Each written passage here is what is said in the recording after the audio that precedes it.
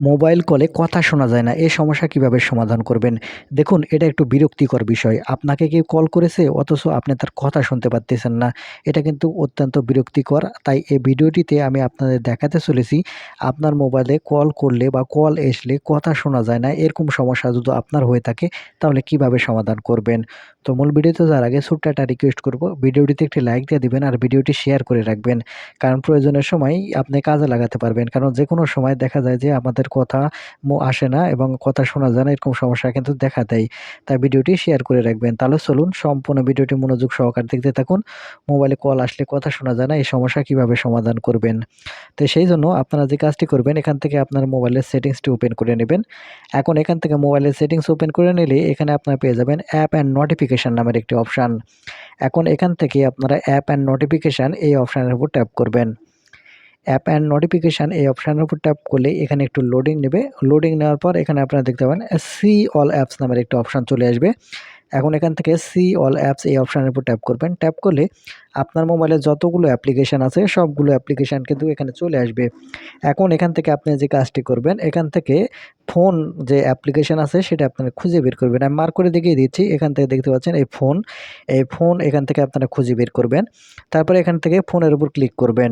আর আপনার মোবাইলের সেটিংসগুলো ডিফারেন্ট বা আলাদা হতে পারে। যাই হোক, এই আলাদা সেটিংস যদি হয়ে থাকে তাহলে যে কাজটি করবেন, এখান থেকে যে কলিং বাটন দেখতে পাবেন, এই কলিং এর বাটনের উপর আঙ্গুল দিয়ে ট্যাপ করে ধরে রাখবেন। তাহলে এখানে আপনারা অ্যাপ ইনফো নামের একটি অপশন দেখতে পাবেন। এখন এখান থেকে আপনি এই অ্যাপ ইনফো এই অপশনের উপর ট্যাপ করবেন।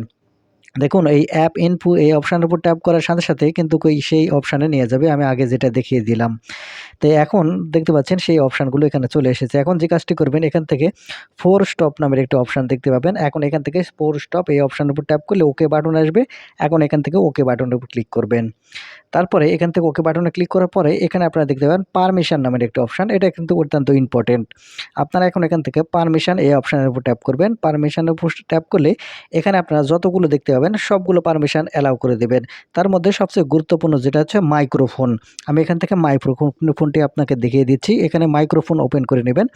এখানে মাইক্রোফোন ওপেন করার পরে এখানে যদি ডোন্ট অ্যালাউ করা থাকে এরকম, তাহলে কিন্তু আপনার হবে না। তাহলে যে কাজটি করতে হবে, এখান থেকে অ্যালাউ যেটা আছে আপনাকে অ্যালাউ করে রাখতে হবে।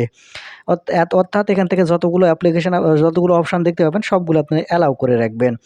তারপরে এখান থেকে আপনারা ব্যাক বাটনে ক্লিক করলে এখানে আপনি দেখতে পাবেন স্টোর অ্যান্ড ক্যাশ নামের অপশন। আপনারা এখন এখান থেকে স্টোর অ্যান্ড ক্যাশ এই অপশনের উপর ক্লিক করার পর এখান থেকে ক্লিয়ার ক্যাশ করে দিবেন। এই ক্লিয়ার ক্যাশ করার জন্য উপরে দেখতে পাবেন ক্লিয়ার ক্যাশ অপশন। আপনারা এখন এখান থেকে ক্লিয়ার ক্যাশ এই অপশনের উপর ক্লিক করলে এখান থেকে ক্যাশ ক্লিয়ার হয়ে যাবে। এখন এখান থেকে ক্যাশ ক্লিয়ার হয়ে গেলে আপনাকে যে কাজটি করতে হবে, আপনারা ব্যাক বাটনে একবার ক্লিক করবেন। ব্যাক বাটনে ক্লিক করে আসার পরে আপনার মোবাইলটি বন্ধ করবেন একবার। বন্ধ করার পর এখান থেকে আপনার মোবাইলটি চালু করে নেবেন। আপনারা বন্ধ করে চালু করার পর যদি এই সমস্যাটি যদি সমাধান না হয়, তাহলে যে কাজটি করতে হবে আপনাদের মোবাইলের স্পিকারটি চেঞ্জ করে নিতে হবে। তাছাড়া আপনারা এই সমস্যার সমাধান হবে না। তো বন্ধুরা, এই ছিল আজকের ভিডিওটি। ভিডিওটি থেকে কিছু শিখে থাকলে চ্যানেলটিকে সাবস্ক্রাইব করে রাখবেন। ধন্যবাদ।